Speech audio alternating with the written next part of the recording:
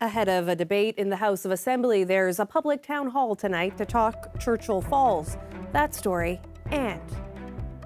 Yes, 2025 has started off with a bang, especially for the people of Notre Dame Bay who heard and felt an earthquake. From the shake, I guess, I didn't think there was going to be any damage, but it was like a vehicle hitting your house. That story tonight on Here and Now. It's the new year, that means new goals. We're asking people what are their plans for the new year and how they're planning on keeping them. More time with family and friends and to spend less time on social media. My goal is for 2025 is to further my career. That's coming up. This is CBC Here and Now.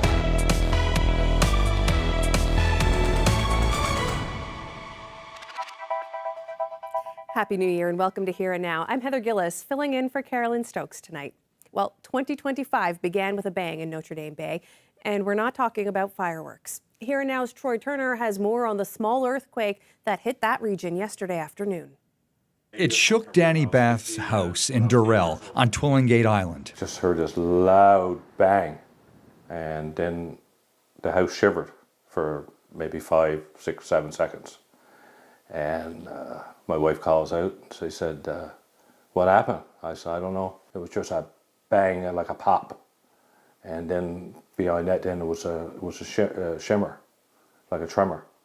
You know, short one, but it was very pronounceable. His first thought, check the furnace room, but nothing.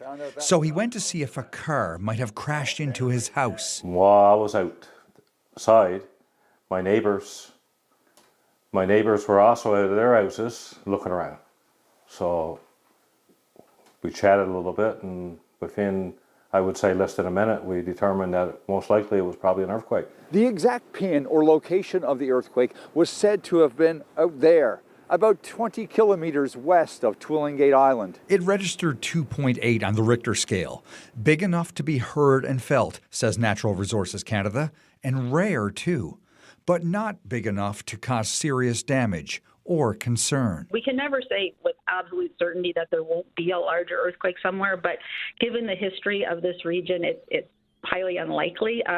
The earthquake people know of that affected Newfoundland was the 1929, the one we call the Grand Banks earthquake, but that was off the southern coast and it was offshore. It was a totally different region, so it wasn't really on the island, but it affected the Burin Peninsula. Most people I spoke with were too shy to go on camera, but they told a similar story about hearing a large bang, similar to that of a quarry blast. Some even felt maybe it was their hot water tank or oil tank exploding. One man told me that he thought that a transport truck had crashed into a nearby business. They all talk about the floor underneath their feet shaking and shimmering. And one person told me of the dishes rattling around in the kitchen cupboards. There were others still who said they didn't hear a thing. One guy even said he slept through it all. It may have shaken his house, but the earthquake hasn't shaken Danny Bath. It didn't scare us or anything like that. I don't really have any concerns. It's just her doing its thing. Nothing surprises me. You know, there's no such thing as normality in life, and there's always something that's going to change every day. So this is the way I look at this one now. Is 2025 came in with a bang, so it won't be soon forgotten. People around here realize there's no predicting if and when this will ever happen again. For now, they're thankful it wasn't worse, and they'll continue to see what 2025 has to bring. Troy Turner, CBC News, Twillingate. Yeah, for sure. Definitely a little bit of a stir this yesterday. There's the earthquake one more time, 2.8 magnitude on the Richter scale there. And I thought I'd show you just a few other earthquakes that have happened across the province in the last several years. Most of them happening really within the last little bit. We saw 3 earthquakes in 2023 across the province. And again, most of them were relatively light, so anywhere from about 2.7 to 3.2 on the Richter scale. And they're going to keep an eye on it because the more earthquakes that happen, the more that they can maybe better predict what is going to happen in the future. I'll have your full forecast coming up a little later.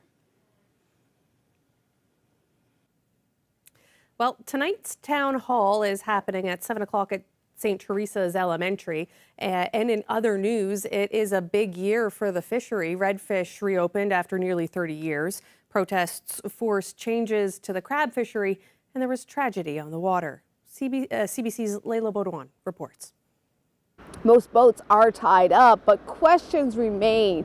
Issues that people in the fishery hope to have resolved before spring rolls around. There's so many issues. There's so many issues. He's laughing now, but Port Saunders-based fisherman Conway Keynes has serious issues affecting his bottom line, like the time it takes for those working on the water to receive rules and regulations from DFO. Our conditions, we should know well over a week before it's time for us to go to work. Keynes is talking about things like prices, catch limits, and gear restrictions. He says those issues not only impact his way to make a living, but safety on the water. As for me, who has a 60-foot boat, and I can't fish that in the beach at lobsters or anything, so I'm forced to fish in a 28-foot boat as a secondary boat, which is very unsafe. It's very unsafe now. One time when you was only getting 3 and 4 crates of lobsters, yeah, she was perfect. But when you're going out now and getting 15 crates of lobsters, it's not so good no more. 25 years fishing, and the last 5 years been like nothing else we've ever dealt with. The weather is getting worse. Anyone that don't see that is not out on the water. Different coast, but same concern. Cox's Cove-based fisherman Rick Crane says safety is a big concern, tied to a changing climate and boat modifications as species like lobsters boom. I know, like with the fishery getting more lucrative and higher catches, the boats are getting bigger, but until that transition is completed, we just got to figure a way to do it safely and quickly. My fishing career, I've seen 10 plus people in my area that have lost their life over this, and you know, I know that is the nature of the beast. It's a sad reality, but if there's any way to prevent this stuff, then we need to act on it. People in the fishing industry say now is the time for DFO to do that work, calling on the federal department to be more prompt when it comes to information surrounding things like boat sizes and safety measures.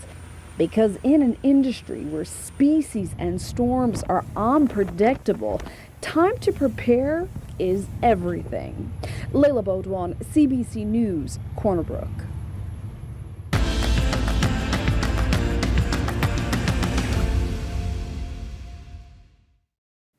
Well, mail from viewers is something that shows up less and less these days. And sure, we get voicemails and plenty of emails from our audience, but I'm talking about actual envelopes.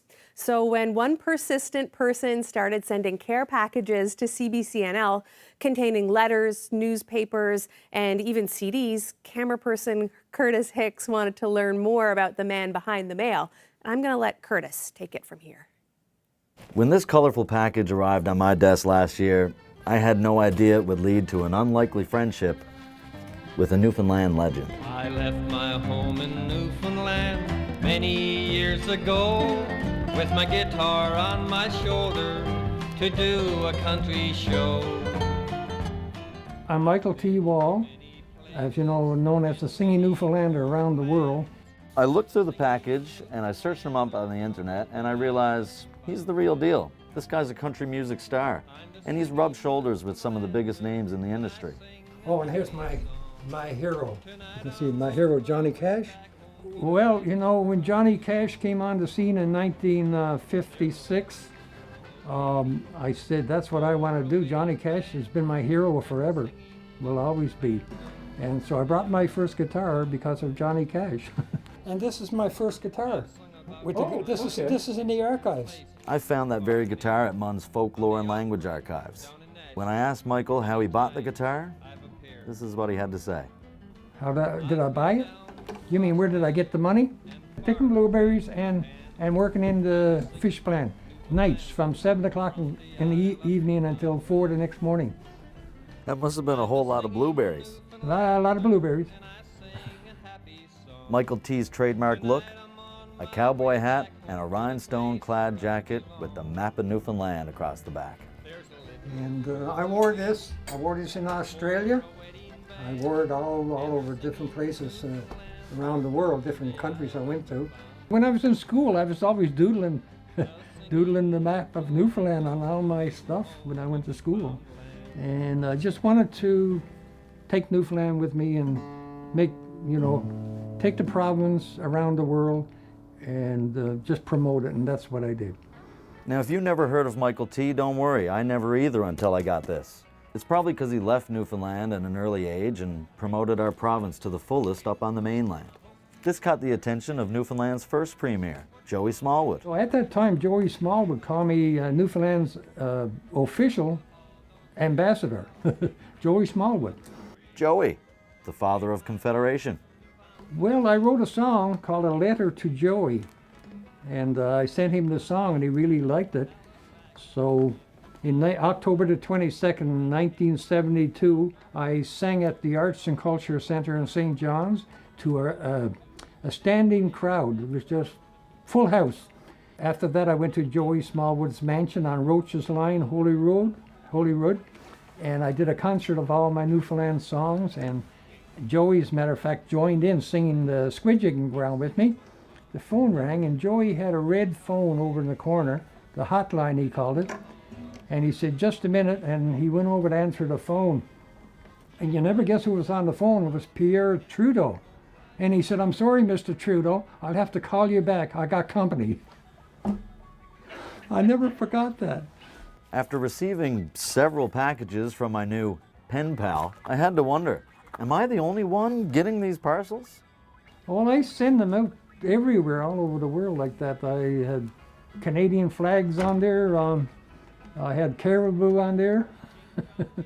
I had all kinds of different stickers, most colorful packages. Yeah, I even sent them to Buckingham Palace, which I had letters come back. I have the letters in. Oh gosh, I've sent them to Moscow, Russia way back then, Australia, Japan, Poland. I took Newfoundland with me wherever I went, traveling around the world. And I'm still doing it. I'm having fun.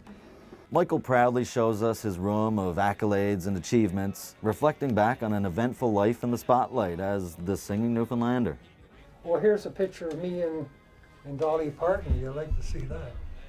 She liked my suit. I'm wearing a James Bond suit. I feel great. I would do it all over again. And I'm still not ready for the rocking chair. Amazing, right? Turns out I was speaking to quite an iconic character.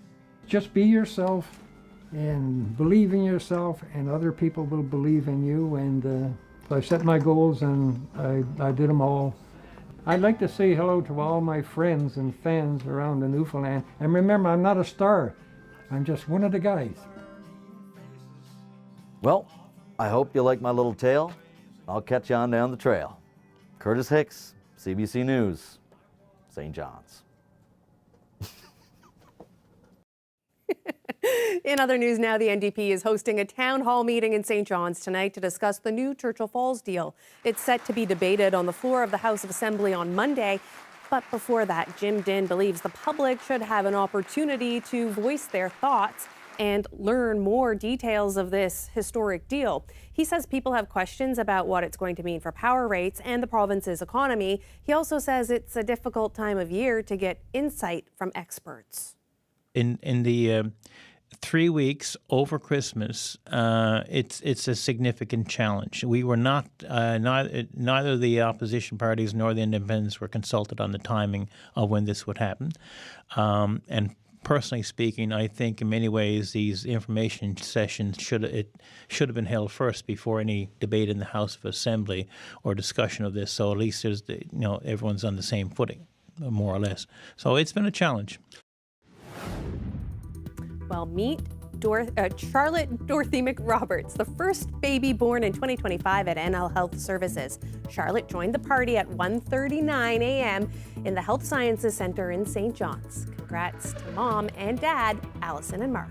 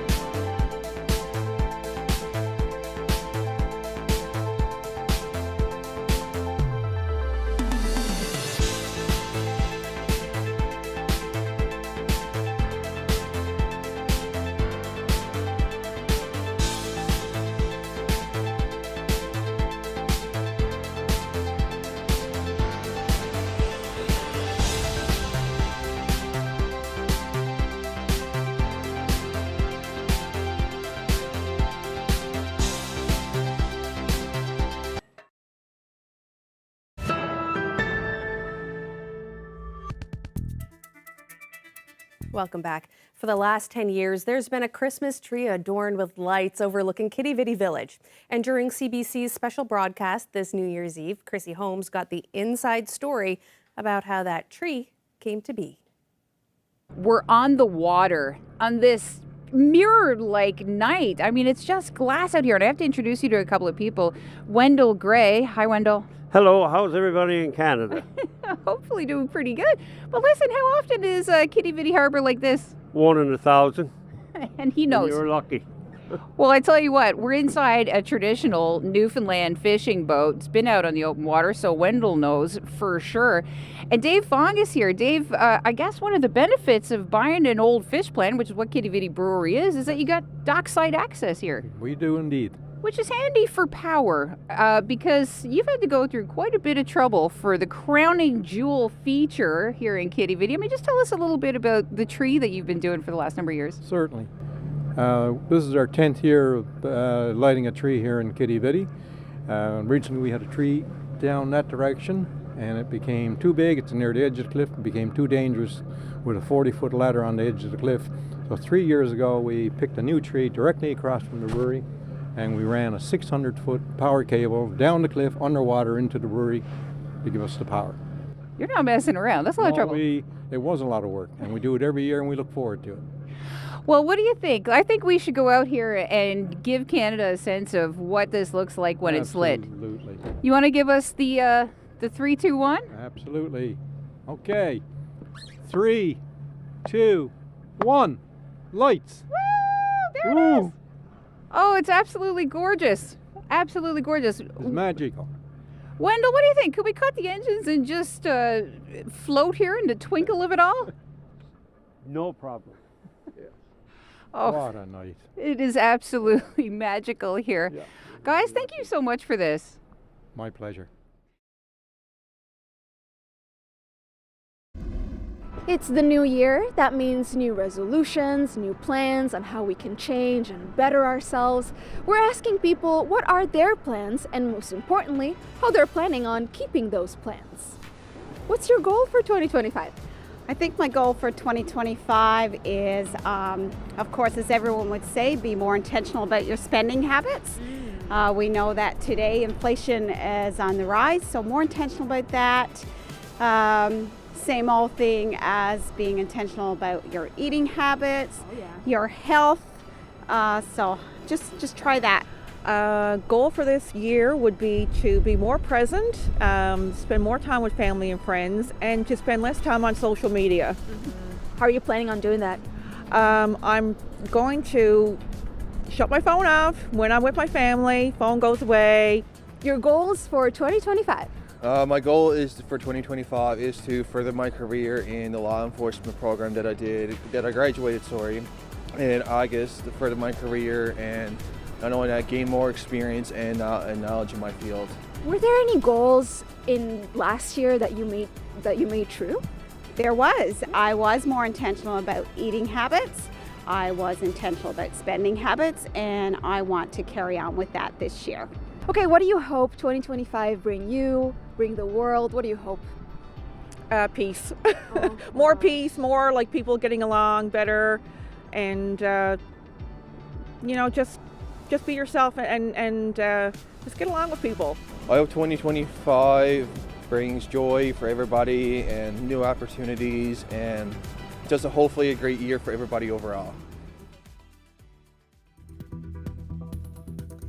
And staying with New Year's, anyone who headed downtown or to Quidi Vidi Lake for the fireworks in St. John's on Tuesday night, well, you may have missed some of the show, and that is thanks to fog and smoke. So our drone operator, Danny Arsenault, snagged a bird's eye view of those foggy fireworks over Quidi Vidi Lake as seen from Quidi Vidi Village. And it is just beautiful.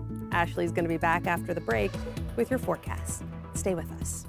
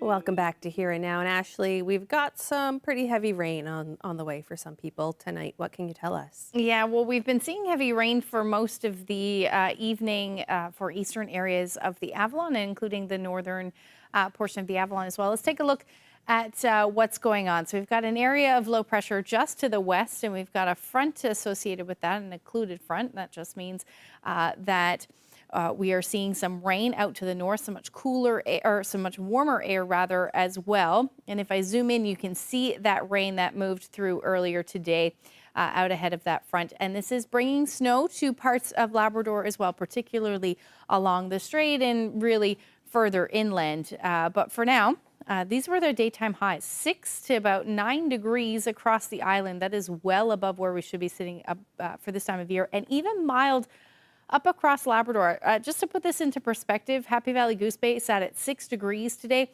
You should normally be sitting at minus 13 as your daytime high. So certainly seeing some warm air, and this is going to stick around for a little while as well. If we take a look at that rain, most of that heavy rain now is moving north, moving offshore. The northwest Avalon, though, still seeing some of that heavier rain. And we'll continue to see some of these showers as we head through tonight. Now, this is falling as snow, though, like I said, up towards Labrador, but there's a better look, closer picture there as to see where that heavy rain is at the moment, just on the tip of the northeast Avalon there right now. And like I said, it is falling as snow along the strait. So Environment Canada does have a snowfall warning in place for you. And mainly this is along the highway from Red Bay to Northern Bay, or Lodge Bay rather. And that's because really towards the coast, temperatures are still quite warm. So you're seeing mostly falling as rain, and we're seeing that really for all of southeastern portions of Labrador. The further inland you get, some areas are even seeing some stronger winds. So blowing snow will continue tonight and into the first part of tomorrow morning. As far as the island goes, though, we should see that rain end after midnight for most of the Avalon, and it'll start to pull north along that front. Northern Peninsula is still looking at the potential for some snow, even some rain in the mix there as well, depending on where you are towards the coast. And then likely just some showers or flurries along southern areas of the island. As far as the snowfall amounts go, likely 20 to as much as 30 centimeters of snow falling in that time frame through Friday morning, through tomorrow morning rather, in those areas that are further inland along the highway. Temperatures tonight should hover around the 0 degree mark, maybe a little bit below for interior areas, and then somewhere between 1 or 2 for the rest of the island. Still mild tonight. Again, up across Labrador, 0 degrees, though, for those of you in Lab City, you are seeing snow as well. That will continue through the night. Same thing for the north coast. Also a little breezy for you. Really towards the coast, winds will be gusting between 40 to 60 kilometers per hour. May see even stronger winds than that, especially along the strait. As far as tomorrow goes, that trough will continue, or that front will continue to push a little bit further north. The weather along southeastern areas of Labrador rather will improve. And even across the island, generally looking unsettled, but the east, particularly around the Avalon, you could see some sunshine tomorrow afternoon. Same thing through areas of central. But again, still looking at the potential for some showers or flurries in the mix. And most of Labrador, the weather will improve through the afternoon. Still looking at some potential for some flurries or light snow in the west, and generally cloudy skies for those of you in the southeast. As far as the temperatures go for tomorrow, cooler to the west, 0 to about 2 degrees. You head further east, temperatures are going to stay, again, fairly mild, 3 to 4 degrees. Winds will generally be out of the south around 25 to 30 kilometers per hour. Labrador, you are looking at temperatures, especially towards the coast, still staying well above seasonable, really across the board, anywhere from 0 to +3. Now, looking ahead, a special weather statement already in effect for most of Newfoundland. We're looking at wind, rain, and snow on the way for the weekend. I'll break it all down for you coming up.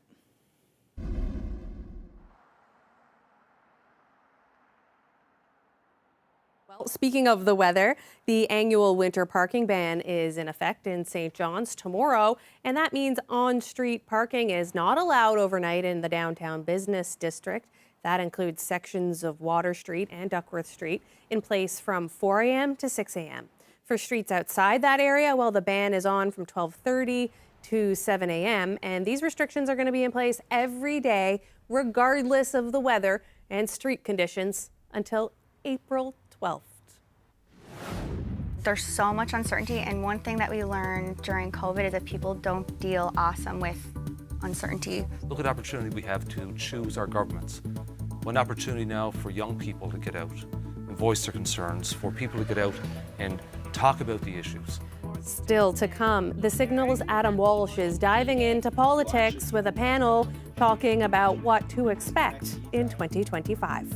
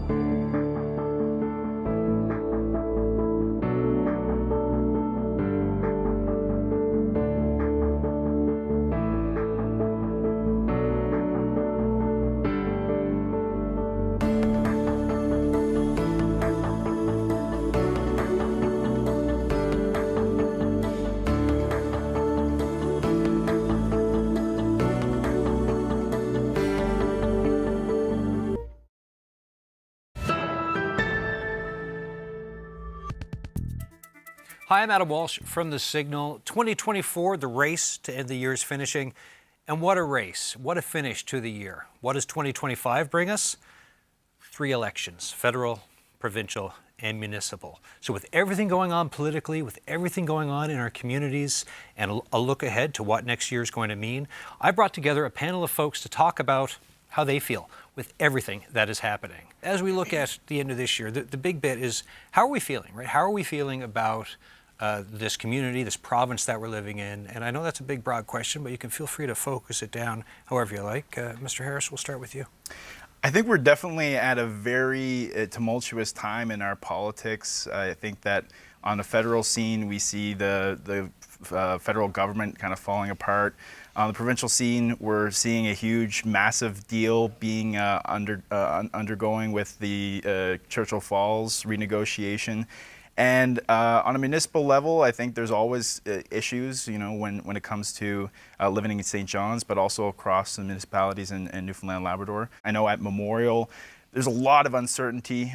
In my community, we you know, are faced with an announcement that says that there is going to be no more new hiring or filling of vacant positions at MUN, and basically a downsizing of Memorial. So we don't really know what that means, what programs will be cut, what faculty will not be renewed, and what direction our public university is going in. So definitely watching all of these kind of things from the micro level to the macro level. Christina, what about yourself? I'm going to answer this question from a bit of a macro level, I guess, Sure. and bounce off what John said. The theme going out of 2024 into 2025 for me is uncertainty. There's so much uncertainty, and one thing that we learned during COVID is that people don't deal awesome with uncertainty, whether it's their mental health or their physical health, really. So with 3 elections, we don't know who's going to be leading our municipalities, our province, our country. And then on the service delivery side, we don't know where our kids are going to go to daycare, or when we might be able to see a doctor, or where we might be able to see a doctor, or whether we might be able to go to school or not, or whether we might be able to start a business, or there's just so much uncertainty. Constanza, what about yourself? Well, I think was a really interesting year, and I think we are not finished in the best way, to be honest. As a business owner, you see a lot of businesses closing, you know, especially Water Street. It's really sad to see Water Street. I don't know how we will handle the next tourists that come to our city and they arrive to a place where businesses are shutting down. For other side, I believe that we have an opportunity here. And next year come a lot of elections. I feel that in countries that you see crisis, you can see the young people be more interested in learn and be more educated and vote. And I imagine that this is our time to reflect what is Canada. Walter. With an election, municipally, provincially, and federally, we have a grand opportunity in a democratic country where they don't have the ability to do this all over the world. There's also so much turmoil everywhere. Look at the opportunity we have to choose our governments. One opportunity now for young people to get out and voice their concerns, for people to get out and talk about the issues. And voter turnout, that's one thing that boggles me. Why is voter turnout going so low? Why aren't people interested in politics? What's the problem with politics now? Municipal level, you could be looking at 40 to 60% turnout. I think there was a by-election in St. John's back a while ago, back in the spring. Under 20% turned out. What's the problem? Is it a governance problem? Is it people not having faith in the system? But what an opportunity for, and the voters, the demographic of the voters, the higher numbers are to 55 years of age and up. So where are these young people now's the chance to shape? Get involved, put yourself on a ballot, get involved with a party, get involved with voicing your concerns. Now's the chance. If you had the magic wand for 2025, something in and around your community, something that matters for the folks you know in this province that needs fixing, what's something you think that should be fixed but could be fixed? Yes. Just name one thing.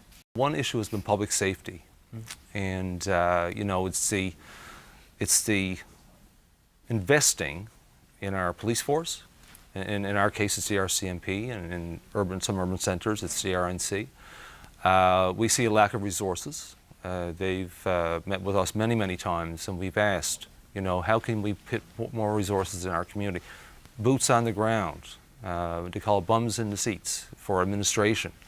You know, and they need more resources. And what's happening, we were told, is that they're hauling resources from other areas of the province. So they're just dealing with the same amount and just shifting around. So recently we heard that there is more money coming in. There's more officers coming in. There's more administration coming in. So we're really glad to hear that. So of course, we've had a couple of incidents out in Conception Bay North, and the public is worried. So as a municipal leader, that's a major concern. If your residents are on edge about what's going on in their community, crime rates are going up, then that's a concern for municipal councils as well. Costanza, Magic Wand, 2025, what would you change? Check all the processes that we have to do a business, home-based business. Like I learned that to open a home-based business, to cook meal in your home and sell, you need to have a separate kitchen. So you need to have 2 houses, you need to have a restaurant. It is home-based model? I don't think so. And I think some policies are so old and doesn't serve our community. So I think we need to check that and see how people can themselves create kind of a better participation in our economy. But if we have these red tapes and the process don't work and they are really long, they are not serving. So it's a great moment to check all that kind of stuff. Christina. I'm a big Harry Potter fan, so with the wand waving, Yeah. I would love to see meaningful action / outcome-oriented collaboration between all levels of government. I'll throw out regionalization as an example because there's money coming from the federal government going to municipalities. The province is in the center. There's Crown lands. I'm looking at you because municipalities, and you know, there's just so much confusion and creates much longer wait times for things to occur. There's all kinds of examples. Childcare is another example. At the end of the day, I would love to see more meaningful collaboration and effort between municipalities, the province, and the federal government to actually work together, regardless of party affiliation, to get things done, because that's why all of those people went to do those jobs to begin with, was to help. John Harris. I think that we need to make sure the young people have an opportunity to succeed, and I think that, you know, this new generation has it a lot harder than previous when it comes to getting a house, to being able to afford to buy property and to get into the market. I think that in all sorts of metrics, young people are not being set up for success. I think that if you look at the cost of the university for a person that wants to enter the workforce, right now it's, you know, it used to, for my dad, it was free. Under Joey Smallwood, for 4 years, memorial tuition was free. Now it's about $6,000 a year. So for young people trying to enter the workforce, it's a very scary time, because, you know, you're either taking on a whole lot of debt, and for young people going into nursing, teaching, pharmacy students, education, social work students, they're taking on work placements that are unpaid. So you have, you know, 1,700 hours of work for nursing students, unpaid labor in nursing clinical settings, where they actually have to pay tuition. And the same goes for education, the same goes for pharmacy, the same goes for social work. And so what you're having is, I think, a really unfair system for young people that are trying to enter the workforce, or trying to get an education, but they're being saddled with debt, and the minimum wage is really lagging. You have students trying to make ends meet, they're trying to afford rent, trying to afford food, trying to afford their tuition, and they're having to work two jobs just to, and be a full-time student just to afford to go to school. It's not a sustainable a system to grow an economy of the province when you have such a strain on young people that are just trying to make it. Thanks, folks. I appreciate this chat. Thanks for all the input, and happy early holidays, and, well, hopefully happy 2025. It's going to be a great year. Thanks for having us. Cheers. Thanks. Cheers.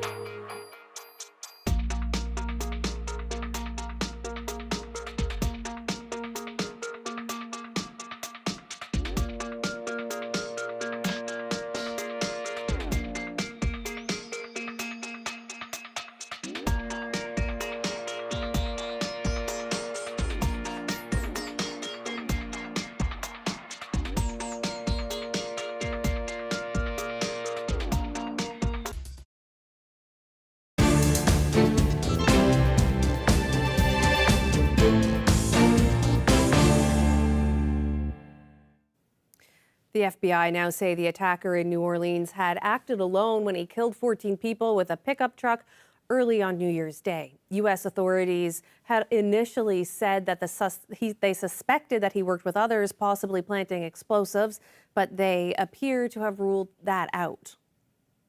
We do not assess at this point that anyone else involved in this attack is involved in this attack except for Shamsuddin Jabbar.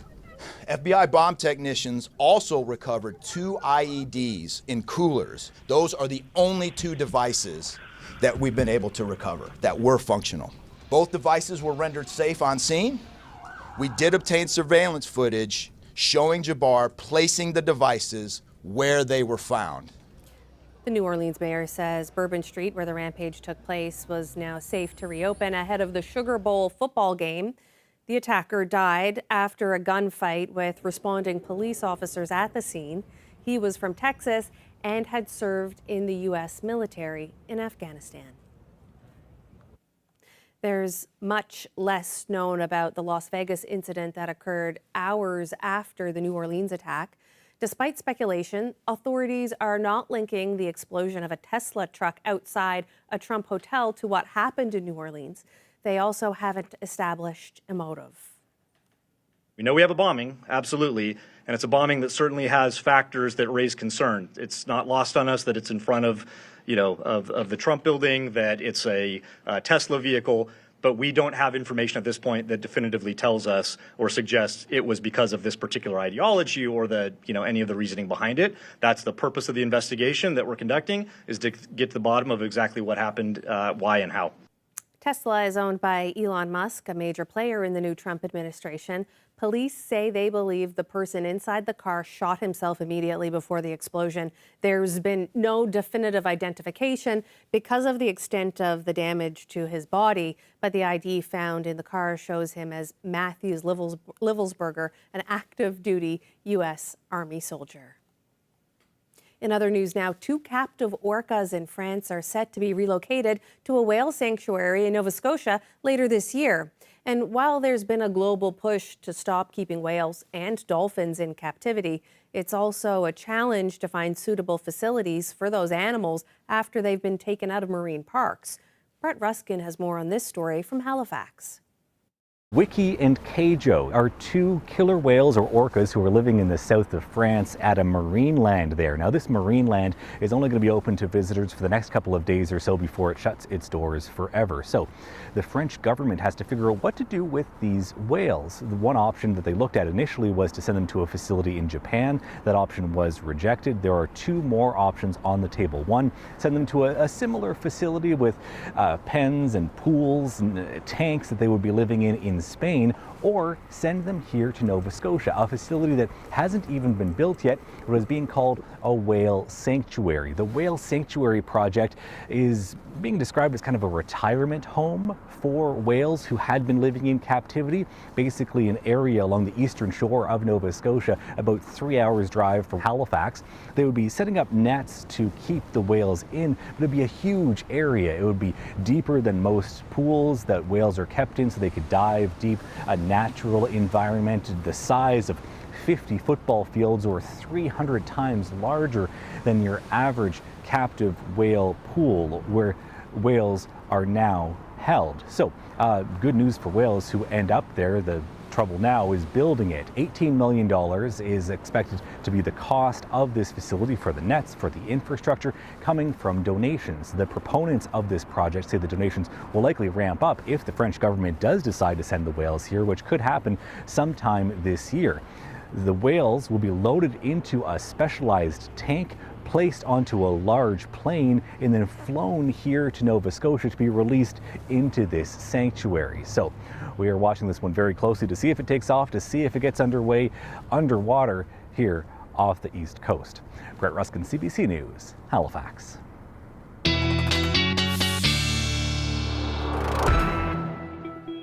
Well, Ashley, it looks like we've got some pretty nasty weather on the way for the first weekend of the new year. And why not ring it in with a storm?